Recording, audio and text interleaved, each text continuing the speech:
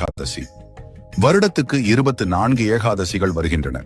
இவற்றில் மார்கழி வளர்பிறையில் வரும் ஏகாதசியான வைகுண்ட ஏகாதசி மிக சிறப்பு வாய்ந்ததாக கருதப்படுகிறது. வைகுண்ட ஏகாதசியை மோட்ச ஏகாதசி என்றும் அழைப்பர். விரத முறை பூஜைக்கான துளசியை முதல் நாளே பறித்துவிட வேண்டும்.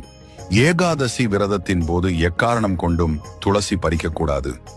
ஏகாதசி விரதம் இருப்பவர்கள் அதற்கு முன் தினமான தசமி நாளில் ஒருவேளை மட்டும் சாப்பிட்டு விரத்தை தொடங்க வேண்டும்.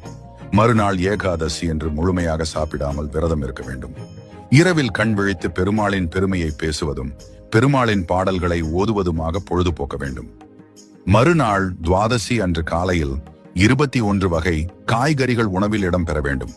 இதில் அகத்திக்கீரை, நெல்லிக்காய், சுண்டைக்காய் அவசியம் இடம்பெற வேண்டும். துவாதசியில் அதிகாலையில் உணவு சாப்பிட்ட பிறகு அன்று பகலிலும் உறங்கக்கூடாது. ஏகாதசி விரத மகிமை ஒருமுறை